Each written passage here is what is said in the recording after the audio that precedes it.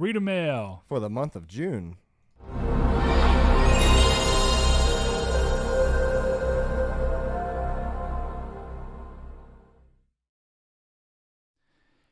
Hello and welcome to Triangle Square, the place is a podcast. I'm your host, Brett Beck, and alongside me, Mr. Saul Bridges, bringing you lucky monthly Reader Mail of June. I don't remember how I do those in these.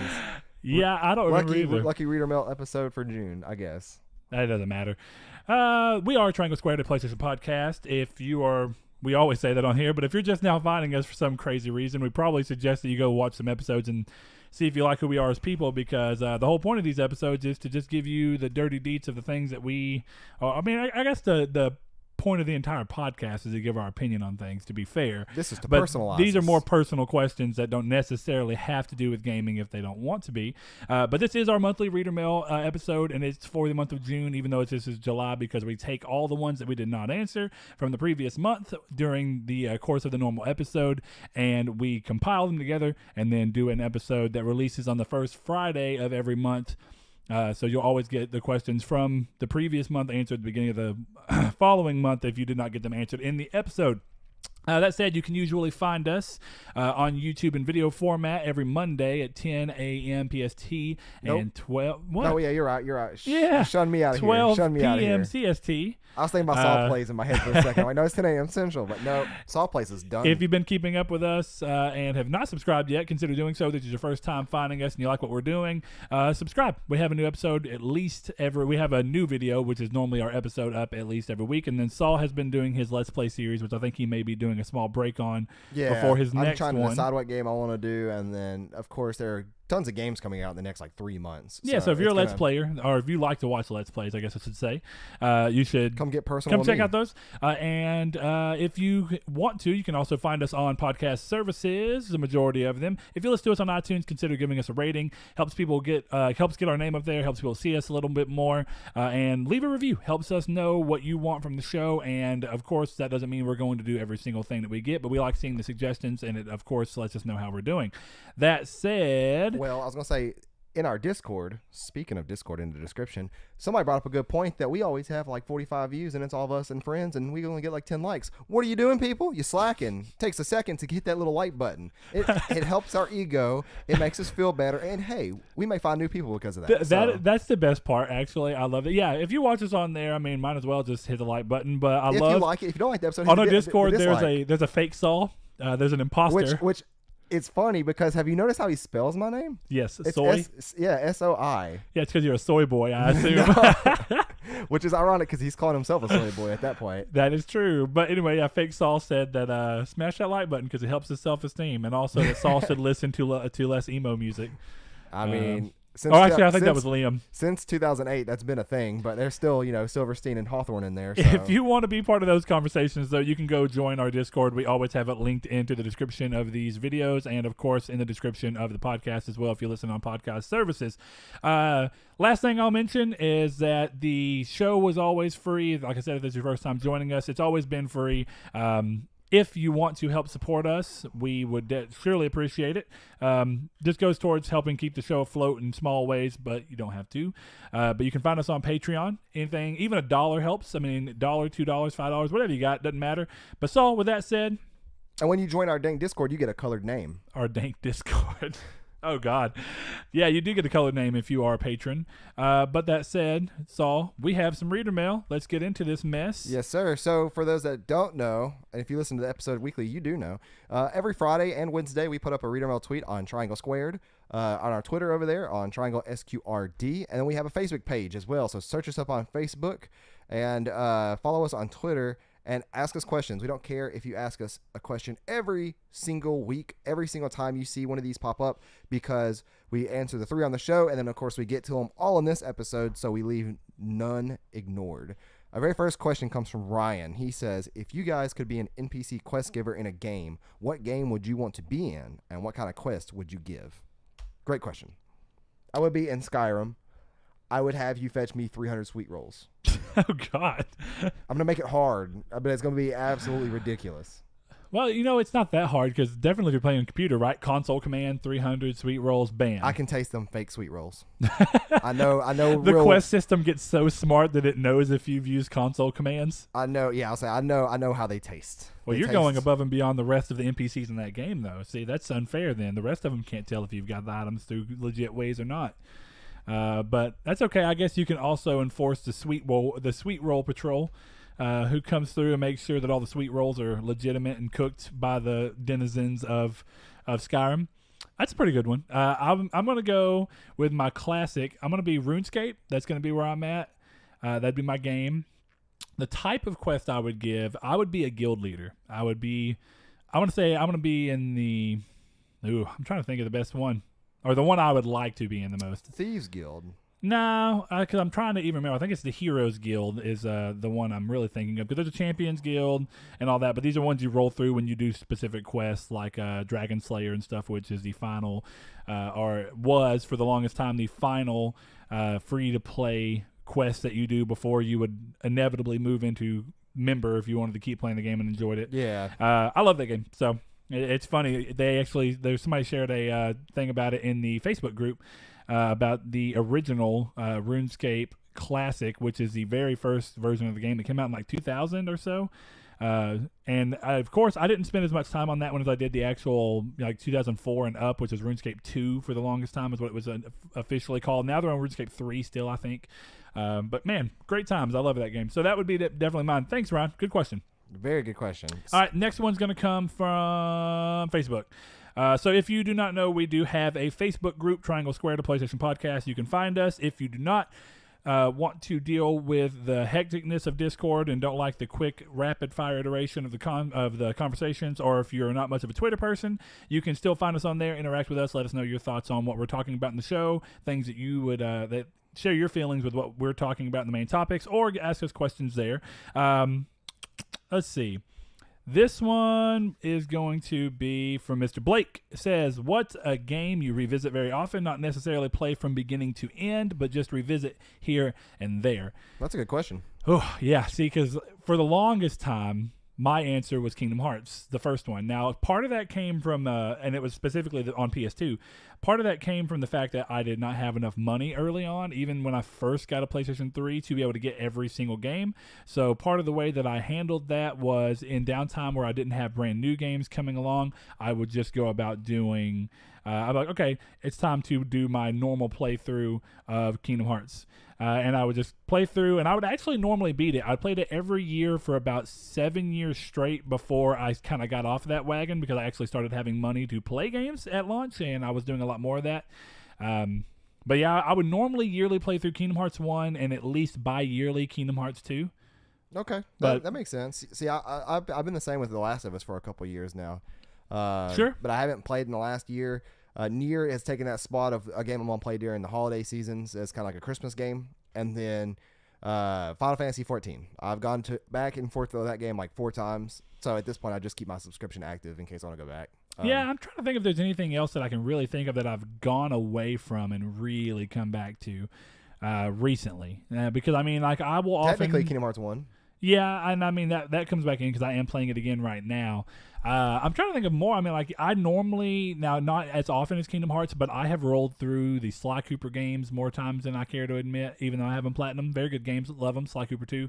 In my top 20 list that we did, plug in the Discord again if you want to be part of the Discord. We also need to start trying to do these things for the Facebook. We will get better at that, but we have what I'm going to rename when we do the new tab will be our community topic, our community involvement thread, which will be any of the things that the community drives, because this was completely community driven, the 20 games, top 20, and everybody gave a list of their top 20 games ever. Now you're talking about Facebook or Discord? Discord, but we can start doing that kind of stuff on Facebook too as we get enough people to make that worth the time and have, the lucky thing is that we have a lot of people that help us do these things. So yeah, thanks to everybody in the community for giving the top 20, and anybody who hasn't yet wants to hop over there and do it. We are keeping a log of it, and we will post to the Twitter and the Facebook, and kind of do our general community list and kind of throw them out there. Well, but go ahead, Saul. Next question. Sure. I'm going to ask you a question though, real quick. That doesn't say start recording on OBS, does it? No. Okay, so stop. Yeah. That tells you how bad my eyes are. I'm like, no, OBS just screwed us again. And that's why you wear glasses. And this is why I need new glasses. Second question from Twitter comes from Josh. He says, is there any older games you want to see either a reboot or a new entry in? That question got kind of answered for me in the terms of E3 with Devil May Cry 5. We got Kingdom Hearts 3 coming. In terms of a reboot, I don't really know. Nier, the first one, like not a reboot, but a remake. A remaster or a remake. Yeah, no, great one.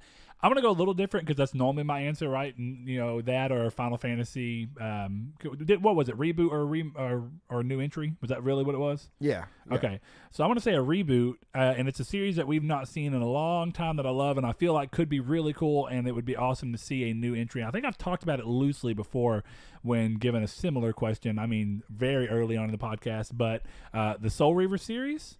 Oh, yeah. So Legacy of Kain, specifically coming back with Soul Reaver, though. I thought Legacy of Kain games were okay, but I thought the Soul Reaver 1 and 2 were really good. So I'm going to say that. That's where I am. I think that the original games had really cool ideas in terms of the way that they handled puzzle solving and whatnot in the old times and like going between different realms. And I think being able to show that off mechanically, you could do some cool stuff with it current. Like, because there hasn't been a new one since, I would say, PS1, right? I think 2 may have been on PS2, but it was a cross-gen game, if nothing else, because it was on Dreamcast as well. So, yeah, I mean, being able to see that with current-gen technology and then being able to have them iterate on some of the mechanics in a weird way, but also introduce new ones, PS2. I think it would be really cool. So, yeah, Soul Reaver. Sure. Now, do you want to go ahead and with a Facebook question or Yeah. Let's see.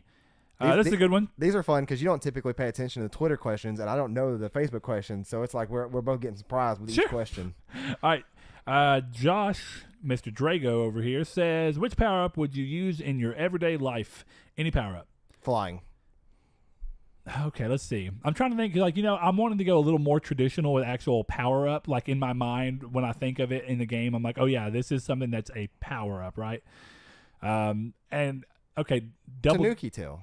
Okay. I could see that. Because my first thing was like stopping time, which technically you can use, stop time from Final Fantasy and Kingdom Hearts series. Stopra, yeah. Yeah. But, yeah, I think flying would be a cool power-up to have.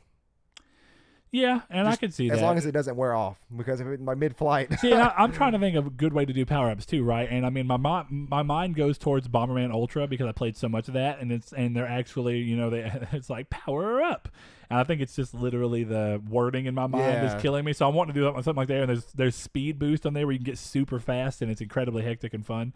I love that game so much. I really wish the new one would have been as good. I wish we would have just gotten a new Bomberman Ultra. That said, I'm gonna go classic. I'm going to say most classic as there is, double jump. Okay, yeah. And I use that as a power-up because specifically you get it as a power-up in Crash Bandicoot 3 Warped. Yeah. When you defeat a boss, and every boss at the end of the sections gives you a new power-up that you actually have to go get, and then you can use it for the rest of the game. Double jump. I think that's a classic. And I'm going to fall out of the sky when my Tanuki tail wears off. Yes, so... Let's see. Another question from Twitter. We have, what game announcement with a this year date would surprise you and excite you the most? From good old Shoko. God. So I'm going to go ahead and say mine's already been answered on this one too in a weird way with Octopath. I was not expecting it to get it this year, let alone next month or this month, technically, I mean, because it's from a week from tomorrow. So, or today, I guess, technically when the show comes out. So, yeah, I was expecting, very, very Q4 2018, Q1 to 2 2019, just because people were still speculating that Octopath wasn't its real name. So... Yeah, like a working title. Yeah. And actually, for a little bit, I had the same thing because it's an odd name. It's a very weird name. But at the same time, games are getting to a point where there's so many IPs out there that the names are kind of crazy to come up with something original anyway. Yeah. So why not just roll? And mobile games are especially bad at that too. There was another 100 mobile games with similar names. There was another game recently that ended up that I read of at least recently where it was this was its working title, but then we just ended up using it as the title. Yeah. And I can't remember what it was, but I thought that was interesting. Octopath is kind of cool though because of the 8 characters. Each of their names starts with one of the letters in Octopath. Really? That's cool. So Yeah, that's Little and of trivia course, there. Octopath, 8 paths. Yeah. So you're 8 following characters. 8 characters. That's cool. 8 characters in the name. Interesting thing. Well, we're gonna go ahead and let's sprinkle one of these L2Beeps in here. And actually, we Well, I was gonna say, we talked about you this. didn't answer your question though. Oh, I'm sorry. Yeah. Yeah, you're right. You're ignoring Shoko. I didn't. Bloodborne 2, I think, would be the thing that would actively make me go, what the hell? Because right now, he's saying new announcement, right? Yeah. Okay, so straight up new announcement. We don't know that Bloodborne 2 is coming by any real standard. We've not been announced at all. If they announced it and gave it a this year release date. Well, he didn't say new. He just said what game announcement. Okay. But yeah, I see where you're coming from because that would blow my pants off. I'm still going to say Bloodborne 2. I think that's the right answer. Yeah, I agree. That would blow my pants off. Okay, another one, though, because Bloodborne 2 is a little bit of a safe bet for a lot of people. What would really blow my mind as a straight off the cuff, like who the hell would have expected it, really? And I have a small bit in my mind where I think they may come back to it, but I really think if they announced a Sly Cooper reboot or even Sly 5, What if that's what Blue Point's working on? Boy, I don't think so at all. At all. That would be seriously. Yeah. I would be let down in a way because it's not Metal Gear Solid 3 or Demon Souls like people are thinking, or Metal Gear Solid. Not 3. I must say, because a lot of people were talking about Metal Gear Solid. Now I think Demon Souls would be cool, but I feel like Metal Gear Solid would be way more involved, and they're acting like this is a really big deal and really involved. And they got Hater back for Snake on Smash Brothers, so they'll probably get Hater back for that if possible. Yeah, I mean, I don't know how the legal obligations work that way, but I don't know, because it may have been a contractual thing for this many games by Kiefer, but also it may be a character thing. That may be the loophole. Yeah, that why he's back in Smash. Yeah, so who knows? Well, go ahead and go back on with your question. What I was saying was we can work in one of these L2B ones, but I read it, and it's actually one that we inadvertently answered throughout the E3 stuff anyway. So L2B asked, another E3 passed by, and it's time to rate it. Overall rating compared to past E3s, conference rankings, most excited game, most surprising game, most disappointing game. We pretty much answered actually all of this. Yeah. The only thing that we didn't necessarily answer, and I think that this is actually a pretty cool one, is does this E3 make you excited for the future? Absolutely. And absolutely. I mean, now don't get me wrong, in some ways this E3 played it a lot, really safe from a lot of perspectives, but at the same time, some people really went off the cusp and did some things that I wouldn't have thought.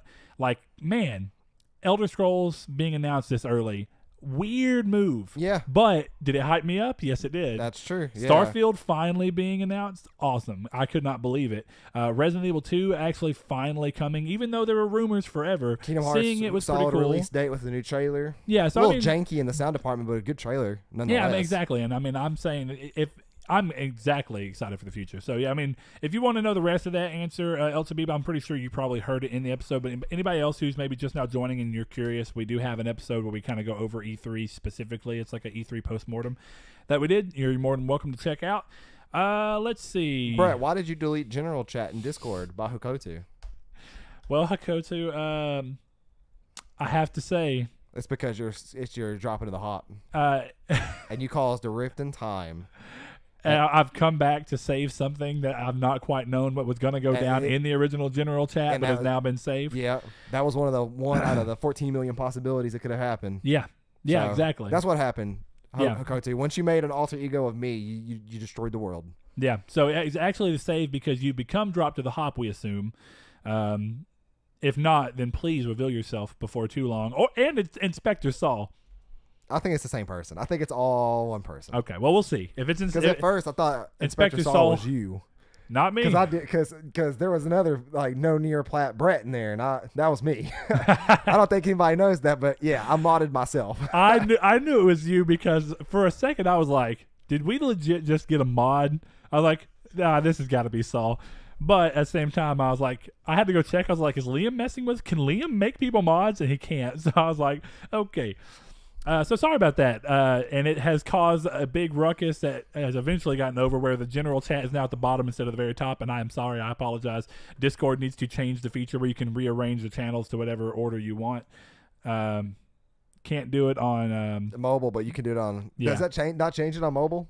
Unless it's new, but at the time I did it, you could not change it. I was gonna say because I made Go it check. Oh my gosh, boy! I just fixed Saul just rift fixed it in time. Okay, well everybody, if you're on the Discord, you have to give Saul ultimate thanks. All right, next one up is, let's see here. Richard Rivero says, what game franchises do you think will make into a good card game?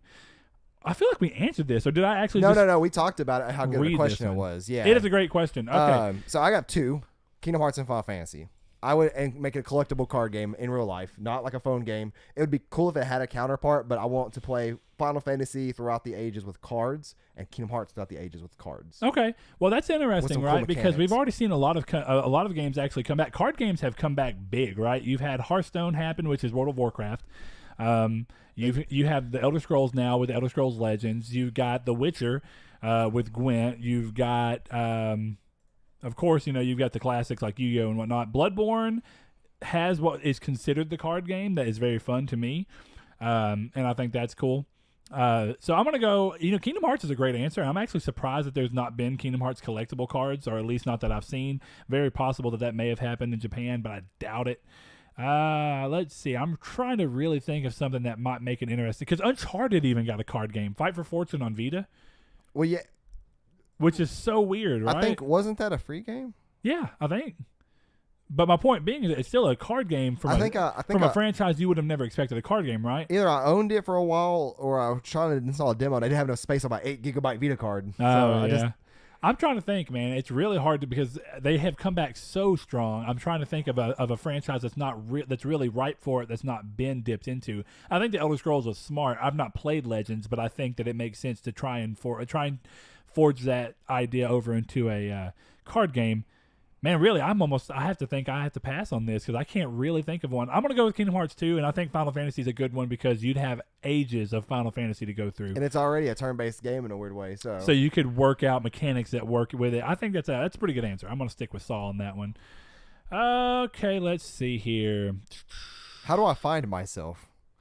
Says Richard. Richard, let us know when you do, and give me tips on how to find myself. Really? I want to know if that's supposed to be like a real deep introspective question. If it is, I have no answers to it. The smart-ass answer is that you look for a mirror to confirm that you are there. And if you're not, you are a vampire. Yes. Yeah. I hate to break it to you, Richard. Yeah, it's a problem, but it's kind of how you learn things. So, comes with the territory. If you haven't found yourself and this is a serious reach out for help, I'm not joking. I don't know how to find yourself, and it might be worth getting therapy. Reach us out personally if that's the case. Yeah, no joke. I'm serious. If any of you ever need to talk about something, we are more than welcome. DM us on the Twitter, Discords. We got all them things. Facebook now. All right, let's see. There is one more. Let's see. Facebook question? Yeah, one more Facebook question to work into here. Mr. Josh Shoop asks, and this is piggybacking off of one of our episodes a few weeks back, which is 5 games that define who we are, which is a great question, and I really had fun with that episode. This one is 5 albums that define who you are. Oh, no, I can't answer that question. And man, this is like the 20 with me last night, right? Whenever I was going to do my top 20, I was like, okay, this can't be something I spend a lot of time on. This has to be gut answers, right? So I'm going to say Slipknot, Iowa.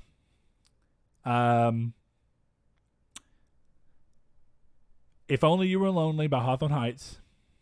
Run Wild Young Beauty by Hotel Books.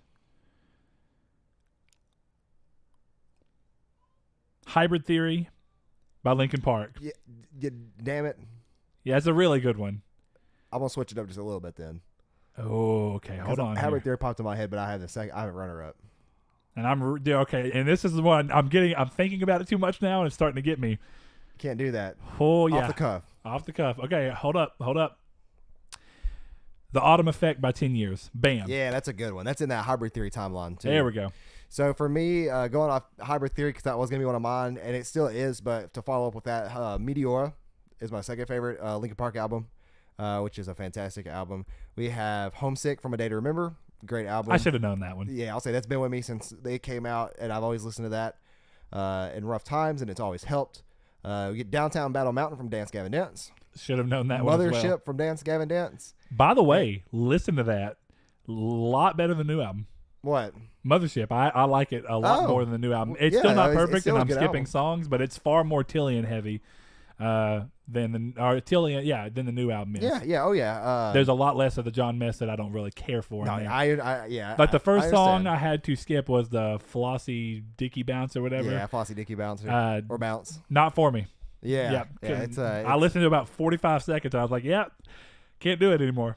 And I just had to change it. And then my fifth and final one was going to be probably Take Off Your Pants and Jacket from Oh, dude, Blink. yeah, Blink. Okay, good one. I actually, you know what? I'm really surprised. But the thing about Blink is that they've got a bunch of great albums, but realistically, the best way, like to me, they don't have any one album that I can listen to from start to finish and go, holy crap, best album ever. I agree. I think the closest would probably be either Take Off Your Pants and Jacket or Enema of the Enema of the State is a really really good one, good. too. It's actually the second best Blink album.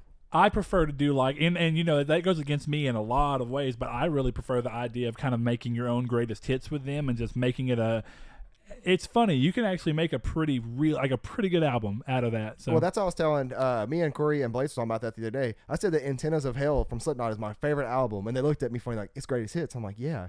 It's because all of their songs on that greatest hits is good. No other greatest hits album ever by any band has ever been that good to me. Like, it's nailed all of my favorites. Yeah, I mean, I could see that, and I get that it's greatest hits album, but I guess the argument would be it's not a real album. Well, there's that, but I also think the argument specifically with Slipknot is that up until All Hope Is Gone, I have a really hard time. Every Slipknot album, and I even agree with All Hope Is Gone, even though it's their weakest, it's still a super strong album, and I like every single song on the album, and I like listening to the album as an album, including Point 5, The Gray Chapter. I love that album. I understand that. And it's funny because, you know, they're talking about coming back with their new album, that it's going to be like Iowa, which is super, you know, it's hard to imagine them going that heavy again, right? But there's little nuggets of Iowa-sounding things on the new album that gives me just enough hope to know that they can do it. If they're really, really, like, if that's what they're going to say, I'm going to trust them until they just disappoint me, and I hope they don't. But I'm telling you, man, every Slipknot album, even All Hope Is Gone, Volume 3 is amazing. Self-titled, amazing, and super important and super impactful to music as a whole. Iowa, man, is just a dark, festering pit of craziness that I love, and it's such a crazy album. I mean, it's when you watch them record that, it's crazy. But yeah, enough about music. Well, we have a good 4 to 5 part question from El Chabib over here. He says, with the success of MCU, what do you think about movies in general? I love movies, not as much as I used to, though. He says, what do you think about the movies in general? So what do you think specifically about the Marvel Cinematic Universe? They're really hit or miss. Like, there is I agree. 3 from that entirety of the last 10 years that I would rate or say that are amazing. The rest are good movies, but just they're very forgettable after the first time I see them. I'm gonna go a slightly different route there and say that there are a lot of the origin story movies that they have done that are not very good. It's not even the origin stories for me. It's the sequels. Sure. And because Iron Man 2 and 3 were garbage. Iron Man 2, okay. Iron Man 3, even worse. Iron Man 1. I watched it the other day. Still surprisingly solid. Oh, no, actually a good Iron movie. Man 1 is fantastic. And I liked it a lot whenever it came out. Iron Man 2, you know, I was hyped on it, but at the same time, it's like looking back on it, it really is not that great of a movie. But man, Captain America, the first one, is so bad to me. Everything about it is bad. Thor, the second one is also surprisingly bad. good. Thor 1 and 2 are bad. Okay, now I want to say this. I have not watched 2, and I've not watched Ragnarok, and that's Ragnarok because of the fact good. that the first one I did not like so much. I had the same stance on Captain America, and because I don't think that Captain America is a very good hero in the general scheme of the idea of a hero, to be honest. He's just, I don't know, it's like patriotism, man, but kind of. He's supposed to be like the... Now, I like the way they do him in the movies better. He looks less like I just I put a flag on and...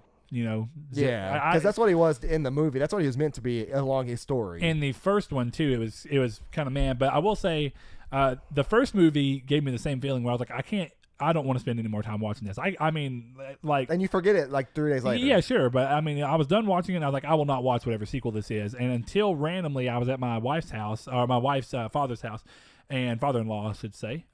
And what came in what we were doing, and it was like maybe 30 minutes into the movie, and I ended up just kind of watching it because I was there, and I was extremely surprised. Right? Yes, at how good it ended up being. So. Yeah, that's one of those good sequels because Iron Man 2 and 3 were bad. Thor 2 was really bad. The Ragnarok was pretty funny. Sure. And pretty good. But yeah, as a general happenstance with those, not really. And I'm in and out of them, right? But, so I don't want to be too hard on all of them. I actually thought Guardians of the Galaxy was fantastic, and actually surprised me at how fantastic it was. Guardians of the Galaxy 2 was also awesome. The newest Avengers was actually good. I did not like the first Avengers. Spider-Man Homecoming was pretty decent. And I watched very little of the second Avengers. I didn't care for it. I didn't even finish it. I actually thought Spider-Man Homecoming was surprisingly good, and this is coming from someone who didn't think that the Amazing series was straight awful. I thought there was a lot of redeemable qualities of it. I like the Amazing series, which I know is going to invalidate. The second one had a lot of problems, to be honest. I mean, I will say, but it was a beautiful experience, right? I'll say this: watching it, it's filmed gorgeously. Yep. None of the shit going on makes any sense, but it's filmed gorgeously, and there's a lot of really cool cinematic things that they did to make it a cool experience. During the fight with Electro, whenever all the music's going on, when he's hitting the towers, I was like, this is a cool experience. Like when you're watching it, it feels cool. I don't think that Jamie Foxx was the right casting. Jamie Kennedy. Yeah, I don't think Jamie Foxx is the right casting for him. Personally, I think his script was real bad too. Like, I think he was written poorly really as a bad. character. Yeah, and they had the same problem as the other movies where they tried shoving way too many people into one movie. Yep. But then and the Andrew other problem, Garfield as Spider-Man's really good. I actually love him, and some people hate him. I thought he was actually I'll say as a Spider-Man, sure, but I mean he was a much better Peter when he had to take on specifically the Peter persona than Tobey Maguire was. Right. Tobey Maguire he was a very flat Peter Parker. He had no personality. I still love those three movies. I do even too, 3. and there's things in 1 that have moments, and actually 3 is where I like him the most because he finally gets a personality. Yeah. It's a stupid one, realistically, but it's hilarious, and I thought it was well paced in the movie because the movie, without that scene, I think that movie would have been really bad. That helped with add a little bit of funniness to it, and it changed the pacing up. I thought it was really funny. And of course it set the stage, but Venom was just so poorly done, and poor Topher Grace. I know he was just trying to get a movie career under his belt, but I'm curious about the new Venom movie and seeing how that is going to do. Yeah, and I'm not a huge fan of Tom Hardy like everybody else is, but I think it's interesting that they chose him, and so far it actually looks really good. So second part of that is that, do you think any developer would be able to achieve that nowadays? So the first part of that, though, I do want to say, because I think that there's something developer. interesting to say. He says any history of video game replicas. So specifically replicating the Marvel Cinematic Universe. And no, that has not happened yet. But what I will say is that it got very close to trying to happen just for it to fall apart because of a lot of different things. Originally... I read that question completely different. I thought he meant like video game replicas. Like... replicas. No. Yeah, he's talking specifically about MCU. Got it. Because I was like, I got the Majora's Mask hand on my wall that's made out of wood. So, the thing about that is that whenever WB or Warner Brothers Montreal were doing the Origins series of the Arkham, so Arkham Origins, whenever that was going on, the original plan was to do that series, and then they had another developer, I think, do Arkham Origins Blackgate. Both of those games had endings that tied directly into the idea of a Suicide Squad, which would have extended out into a basically, it would have really been the closest rival you can get to what the MCU is trying to achieve, which is multiple heroes coming together and doing things, and ultimately trying to achieve something along the lines of a cinematic universe. Now, that being said, that didn't end up panning out. The game was apparently canceled through some problems, and we still don't quite know what Montreal's working on, whether it be a new Batman Arkham game or not.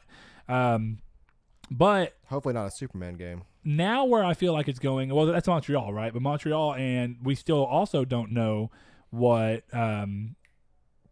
Rocksteady's working on. Yeah, I could think of Rocksteady's name. When we're going through that leads me to believe that, let's just say, right, that Rocksteady is making a Superman game.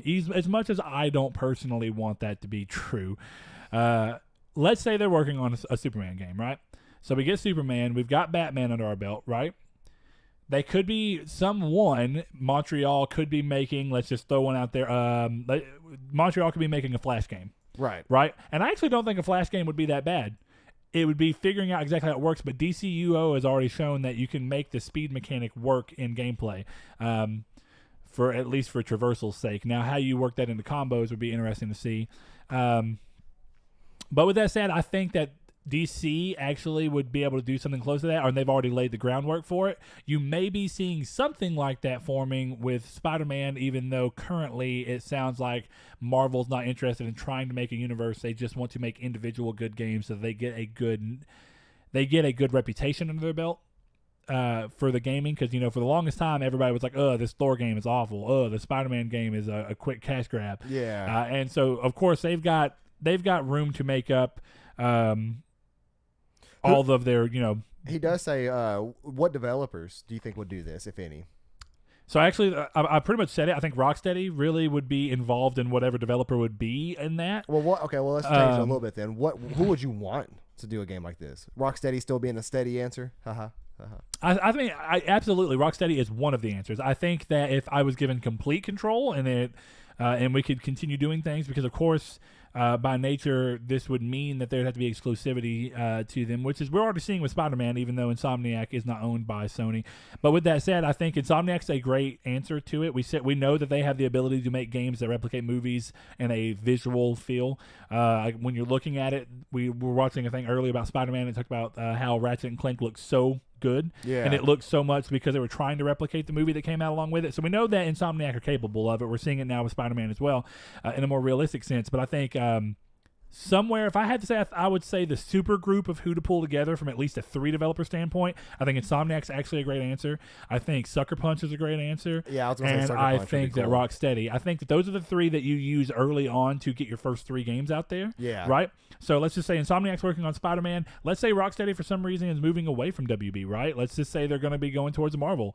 I don't know what character I would want them to make necessarily, but let's just say Rocksteady makes a Marvel game, right? Okay, great.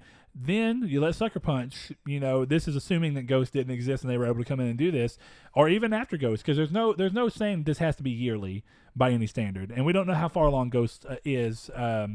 Ghost of Tsushima, to be specific. But, this is all hypothetical. So I think that those would be the 3 starting points, right? I think that would be where you really go off of. But the reason that I think I'd rather it be DCU-based than Marvel, and why Insomniac is kind of hard in that. But, again, we're just saying wishful. I think going towards the DC route would be smarter because you've already got Batman under your belt. And I think that I think that Marvel's smart not to try and shoehorn a gaming universe in, because it's automatically going to be compared to their movie universe, and what's going to happen there is that it's going to be hard to get new ideas and fresh ideas that don't feel like you've already done them or approached them on the cinematic side. Yeah, or that you would end up risking making games of all the same characters, and then they go, well, why are we making games of all the movies? Right, and then it becomes a licensing cash grab thing kind of again. Yeah, or at least it feels like it. That doesn't mean, because there is an Avengers game being made, which I think is very weird. And that was his last question is, do you have any Avengers game assignment? Not really yet. I mean, honestly, after the movie, the most recent movie, a little more than I did, but still not just a massive amount. So yeah, I will be excited once I see footage and depending on how the game plays. But we have 2 more pretty long red questions. We'll keep the tradition of asking or answering Corey's question last, since it's almost similar to Josh Shoop's question. But we have Gideon, who wants to know, might the PlayStation brand, Sony, and the community be better served if PlayStation dropped out of the hardware market to become more of a Bethesda or an EA? When I first thought this, I laughed it off as being ridiculous because I am a self-professed Sony pony. I absolutely adore the PlayStation brand, and their games, in my opinion, are second to none. I am, however, constantly disappointed and frustrated with the decision Sony makes with the PlayStation hardware and the services, or lack of services they provide. Good question, because I've never had thought about this. I have, right? And part of why I've thought about this is not because I want it to happen, and not that I think it will happen or anything. I just thought about it because there was a point in time where, prior to the Switch, and with the Wii U, really early on in the Wii U, when we saw that it was doing bad, I really had a feeling that Nintendo were going to go the Sega route and drop being Consoles a and console, hardware. which, I mean, seems so insane. Not even just from the fact that in this day and age we know that Switch is a huge success, but it just sounds insane because Nintendo are directly involved with the revitalization of the gaming market after the collapse. Right. So when you think about it, it's crazy to think that they would not have some kind of foot, but at the same time, I know when Sega was dropping out, it seemed crazy to think that Sega would not have a foot moving forward. So, when push comes to shove, you got to do what you got to do. And I do think that Nintendo would have played it off better than Sega have done so far in terms of switching from the role of a hardware producer to just a publisher. Now, that being said, I've thought about that in every role, right? I've thought about what if Xbox did the same thing? Would Xbox be better or worse for it? And I think that there's an argument on both sides for Xbox, and I think that even Xbox themselves are showing that they're not necessarily married to the idea of being a console. Yeah. That they are okay with the idea of going off and being a platform on a console, like Steam would be on PC, or just being a publisher and kind of reaping what would happen there, and they could still do things like EA is doing with the EA whatever Early it's called, Origins or whatever. I mean, yeah. And and then that's what Xbox Games Pass would be if Xbox went and decided to do a publishing role instead of a manufacturing role. But that said, I think that Sony and Nintendo are both the ones that I like. They're very different in the way they've done it because neither of them have shown anything that would look like, oh, these are examples of things working out better from a publishing standpoint. Some of that ended up happening with Nintendo because I do think that Nintendo going their Amiibo route and making tons of money off of Amiibos when they definitely early days when they were a very short supply, they made a lot of money. And I think that's something that, that you would have traditionally, I mean, of course it does make sense for them as a console manufacturer. It's not necessarily something you would expect from Sony.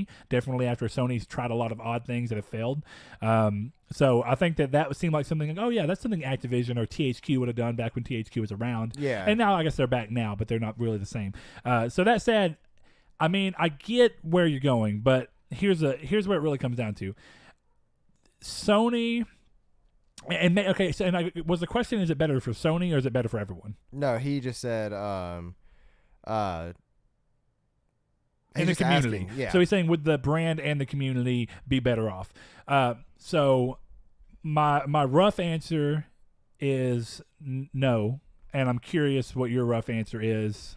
No, yeah, I would say no. I do think that in terms of peripherals and stuff, they almost always seem to have like a 50% failure rate, like where they come out with a certain kind of because iToy was actually kind of a success. It was, but at the same time, for the scale of what you would have expected from it, yeah. The amount of money and work they put into it versus what it came back to, people loved it, and there was some reverence behind it. PlayStation Move never got that same reverence. The Move was an abysmal failure across and all the Wonder boards, Book, like which Kinect. was a peripheral of a peripheral, which was awful. Yeah, man, I forgot about that was a complete failure. But yeah, PlayStation Move. I mean, it's showing that it's working really well with VR, which is good. Or it's working well enough because it's very dated technology. That good on them that they were able to repurpose it. Yes. Yeah. So what they've done is they've taken a failure and turned it into a mild success. Yeah. And I mean the VR has been a success. Generally, it's done better than Move. It's done better than everything else. Sony have continued to support it more than they've continued to support any of their other weird ideas like that. So yeah, and I'm curious to see where they're going to go in directions in terms of upgrading their VR headsets and such. Because as of now, especially with the news about the new, not Ryzen, what is it? The new AMD chips in the PS5, the Navi or whatever. Navi, yeah, it's going to be quite the force to be reckoned with. So I mean, going a little more into that, though, he goes into some examples, and not sheer example, I guess, but he goes into specific things. So his problems is that he's frustrated with Sony, what they do from a hardware perspective, which I'm a little more confused on because I don't think Sony have necessarily done anything wrong hardware-wise, unless I think he's lack talking of about hardware, the peripherals and stuff to go with the hardware. And maybe that's what he means. It's hard to say exactly what you mean by hardware because on a console side, I think Sony's done pretty well. I mean, PS3 could be argued, but I mean, PS3 was also a great console for a number of reasons. Now, whether the hardware was because of that, no, I mean, realistically not. It was more Sony's mindset that they had to change to get back on top. But I think arguably the PlayStation 4 and even the Pro, by extension, have been great for what they are from a hardware side and what the price they bring and what things they do from a feature standpoint on the hardware side of like the features that would be brought to you by a hardware addition, like the streaming chip and stuff like that being put in. Now, the services or lack thereof, as he says, I think that there's a lot to be said about that because that could come into the fact that they don't want to let the Origins, the EA Origins platform onto it so you can play games early like Xbox did. They don't have anything that's similar to the Games Pass, which is not surprising, to be honest. PS Now is... Well, PS Now may be, from what we're seeing, may be shaping up to become that, but right now we have no real proof. It's all streaming. And I will say... well, and also it's just, I mean, it's not really the same thing. It's definitely when it first came out, it was across multiple devices. It was on. You could do it on a TV. Now they've whittled that down. They've even taken Vita out of PS Now. Yeah, and I think, in my opinion, that PS Plus isn't a huge success. Like, I know it is, but I don't like PS Plus because it's not the potential it could be. Here's the thing. I don't think PS Now will double down to be what Games Pass is, because Sony would be doing a lot of problems going the exact Game Pass route of day and date and whatnot, because then people could play on PC. And what I say all the time is, when you're thinking about it from you're just ruining everyone's day over there. I mean, I'm putting it in pretty much the order in which is most popular. Anyway. Actually, I can fix that real quick. You think about that, and Sony's biggest thing is always business moves, right? And business moves that make sense for them to keep floating on as a business. And that's very important, because you can't say, well, they have to be consumer friendly. Well, yeah, to an extent, they need to be consumer friendly, but they also need to worry about themselves, because up until this generation, and it's only been a few years now, that Sony have been in the black. And that's a very important thing to say, because you got to think about a company that operated in the red for years. And now, in case you don't know what that means, I mean, they operated at a loss for years and every years console and years. they sold was a loss to them. And well, I mean, more than that. I mean, that's definitely part of it. But as an entire company, Sony, not even just PlayStation, I know. Sony operated TVs, at a loss. everything, Every yeah. year they lost money. They were very close to bankruptcy, if I remember correctly. Yeah, I mean, and what they ended up having to do, we saw them sell off their Vio branch. We saw them sell off a ton of branches. They only kept the things that were most profitable to them. Does Sony not own Vio anymore? Nope. Who does? Dell? I don't know. I think Vio may even be its own thing now, but somebody bought it. My point being, know that. They don't own it anymore, and they're definitely slowed down in the phone thing. They've stayed in the places that really matter to them, but even then they've definitely relied way more on PlayStation branch. So when PlayStation makes these decisions, they are entirely in the vein of not only what's good for PlayStation, what is good for Sony. And that's important, because PlayStation is Sony right now. And that's very, I mean, yeah, there's TVs and stuff, but the TV thing is also pony-backed. But it's definitely on the back of PlayStation, because they are going to sell a good number of TVs for PlayStation. Now, of course, TVs are way outside of gaming as well. People buy TVs for just being cinephiles or for watching TV. But Sony's also a high-profile TV manufacturer, so they sell to people who are going to be gamers and cinephiles specifically, not just your average consumer. So they're going to get a lot of sales in their TV market because of the gaming. And the more that they can try and interconnect all their stuff, like, my TV will read the camera that we film with as soon as I plug it in. That's cool. But when Sony does this, they have to think of everything as one full Sony business decision, not just PlayStation. The PlayStation brand is part of that, yes, but they view it as their saving grace currently, and they're using that to keep themselves in the black, and it's doing well for them, and letting them try and get on their feet in every other branch if their other branches aren't back on their feet specifically. It's been a little while since I've looked at the numbers. Yeah. But, I do think that we would actually lose Sony in a lot of ways if we did not have PlayStation and if they dropped down, because they are making money on the consoles. This generation saw the switch of making money per console sold. I know. They're making money on every console now, which is the first time. Now, that's true of Xbox as well, but PlayStation's selling so much better that it's meaning more for them. They sold VR at a profit, very small, but profit nonetheless at launch, and we're seeing them make money from all these different, from hardware, from software sales, which are doing great for them.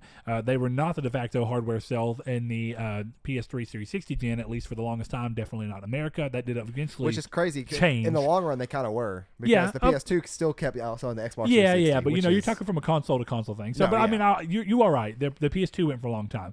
So when you think about that, though, I don't think it's smart for Sony to go away, because if Sony would have done that, or we're doing that now, we may not be getting any of the games that we're getting. We wouldn't get near as, because the thing is, Sony make the games they make because they are trying to make a statement so that you'll want to buy their console. That's part of the loop. If Sony were only publishers and they were going out on every console, now they're suddenly trying to do what makes the most sense from a majority consumer standpoint. Now, they stand in both roles currently because they are majority consumers right now. Most people have a PlayStation 4, but the other side of that is that you can argue that most people have a PlayStation 4 because of the exclusive they've built. Whereas it's harder to do that if you're like, well, what the Xbox people don't tend to do very well. So this game's going to be on Xbox, PlayStation, and Nintendo. Xbox people don't tend to do very well with Japanese-centric games. So we don't want to go too Japanese. Otherwise, we risk alienating a big chunk of potential sales. And it would just get to a point where I think that you would lose some of the magic that Sony has currently, and you wouldn't get games like Ghosts, and you'd probably get a game like God of War on honestly. But you definitely wouldn't get things like Detroit, I don't think. I don't think you'd get things like Until Dawn, which are these small sleeper hits that get backing. It's hard to say. You wouldn't get things like Little Big Planet, most likely. Dreams, even if it comes out to be, a failure, an objective failure, regardless, and I don't know that it will, but you wouldn't get the game. And Sony are the people that are kind of driving that, and I think that's important to say. Now, indies are taking up some of that for them. But Saul, do you have anything else you want to add? Because it was a really interesting question, and I just actually had a lot of thoughts. I think there's some true criticism can come from PS Plus. I think that the price increase, it's not worth it from what we got. And even last week and like 3 weeks prior to that, there's been 2 outages, and it's just like the first thing you do when you have an outage is just at least I do. I go to the PS4 subreddit, sort by new, and there's 15 posts right there saying, can anybody connect to PS4? And then there's a sticky saying outage. Which is really interesting because I never have outages. See, I always have outages. And it's a lot of the times it's on Wednesday mornings for some reason. Sure. Every now and then it's Tuesday, and I figure maybe they're fixing the store or something, and it makes sense. I think that they need to add more services because most of the time... Well, services. No, they need to add more what PS Plus is. Like, PS Plus, just to play online. To justify the price increase. Yeah, there should be something else. Well, I think some of what they've done with that is that they have gotten, since the price increase, they have gotten a lot better games. That's true. At least on the PS4 side. Yeah. I think that's really important to say. This month is a steal. Yeah, I mean, getting Call of Duty 3, but Call of Duty Black Ops 3, great move for them. Yeah, that was an E3 thing, but yeah, that is a PS Plus deal. But it was still PS Plus, and it was completely extra, I mean, that's the other thing. It was, and I think you can still get it till the 11th, right? Yeah, it was a full month from when it posted. So, I mean, I think that... You can still get I think Ops that 3. the games are doing well. The fact that they put Beyond on there, they're doing Heavy Rain now, they're doing Absolver, they're putting more first-party games that people want to see on there. They did Bloodborne, they did Ratchet and Clank. I think that they've done a lot in the... they did Mad Max. I mean, they've done more third-party AAA games than they were doing. Yeah, they need to fix the servers and constant downs that they keep getting 2 to 3 times a month. And I could see that. I mean, and that's a very good arguable point. But I think from the other thing, I think the other thing is probably very likely what we've already talked about, which is crossplay or the lack thereof. And I still think that there's a lot of arguments about crossplay, and that's just too multi-layered to be the black and white of Sony has to do it or Sony doesn't have to do it to survive. Because I think that there's a lot of ways that if they do it, they hurt themselves in the long run, while helping themselves in other aspects in the long run. But if they don't do it, they hurt themselves in one aspect by helping themselves in another. It's just there's far too many layers to it, and I don't think it's... I guess I would say that it's not wise to just jump on a company and say, you need to do this, because... And if you care about the company, and we're not. But I think that it's very obvious that if you are a fan of a company and they're doing moves that obviously make sense when you really think about it from a business perspective and elongating their own life as a business, then it's hard to argue that they should just do something quick without going through the processes of how it will affect them in the future or versus how it will affect them currently. And vote with your wallet. And that's the other thing. I mean, if you want to do something, then you do it. Let PS Plus expire and don't pay it. Which is hard to do. It's, everybody does it. It's hard to vote with your wallet because you don't want to miss out on something that you love just because you wish that they would change their practices. And I understand that. It depends on circumstances too. Battlefront 2, I think, was a good example of the sales that it's lost compared to the first one is massive because of loot boxes, and then they finally changed. Ultimately, not massive, but 1 million copies is 1 million copies. That's a massive amount of people, though. That's a good chunk. I mean, it is, and I'll say, but the game still sold more than they expected. I'm guaranteed. I know that with what they or not more than they expected, I should say. Right. But it sold enough to cover the cost of the game, and then some. So I mean, so they made profit on it. It wasn't. Of course, no business wants to put a cap on what your profit could be. Yeah. So understandable. Last question of the month of June, we have Corey Crash. He says, the time has finally come. You have mastered every gym, gained all the badges, captured every single Pokemon. Weird question for a PlayStation podcast, my boy. This is just reader mail, man. I know. You are well on your way to becoming a Pokemon master. You're about to begin your trek up Victory Road and face the Elite Four. Let me see here. Lost track of where I'm talking about. You decide to make one final quick scroll through your Pokedex and ensure that you have a perfect party in place, and you notice a small icon that you have never noticed before. You discover that the Pokedex can also play music and has a vast library beyond your wildest dreams. Brett and Saul, what album or artist would you listen to prepare yourself for a fierce battle ahead of you? P.S. Brett can't use hotel books because your obsession with them is becoming borderline unhealthy. Love, Crash. Love you too, my boy. I love you too, but that's not fair. It's very fair. So, for me, it's actually not going to be in any of the top 5 albums I listed because in my mind, I'm going to get pumped up. That's what I'm going to be listening to this album / band for. And that is going to be Kill Switch Engage. And that's probably going to be the end of a heartache in terms of an album. Oh, yeah, man. If you're really trying to just get it. Yeah. That'll get you pumped up real quick. So what is it? We're going to listen to the whole album the whole time that we're climbing Victory Road? Yeah. Just going through Just the caves, one album. wrecking people's shots? Yep. Oh, boy, that's a good question. What album gets me hyped? I'm trying to think. Yeah. End of a Heartache does it for me. Like, there's, I like to get a good cry on. Not really. I like music that's very sad. I don't actually cry. It's very odd. It's therapeutic to me. I use music in that sense where it's sad, and for some reason it makes me not sad. It gives me like a weird pit in my stomach that I like. Brett's a soy boy. I'm not a soy boy. I just I guess I like to remind myself that I'm human and have emotion. Man, I am trying to think of what would hype me because you're trying to think of those albums that you're like, holy hell, every song is a banger. And I mean that, I try and really think of. This is going to sound wild, right? But I'm thinking of an album that just like the whole time I'm listening to it, I'm just like, ugh. And as much as I want to say Slipknot self-titled, because I do think that there's a lot to be said about how that album is just like bouncy and hype and gets you going. This isn't that wild, I guess. It's going to be Limp Bizkit. Hot dog flavored water. Yeah, chocolate starfish and the hot dog flavored water. Because what I want to say. That's a good one. Hold on, because what I'm going to do is I'm going to roll up to these people, right? No. And I'm going to keep rolling. You going to have a Graveler using rollout? Yes. And I think Mill Tank using rollout. Yeah, there you go. God. But no, I'm thinking of Full Nelson, That's the song in my mind. It's like, I walk up to him like, you get knocked up, Yeah. That's where I'm at. So I think that will be my album if I'm trying to be pumped the whole time I'm listening. So End of a Heartache and then chocolate starfish and the hot dog flavored water. And I think we're gonna join the ranks of the Elite Four, my boy.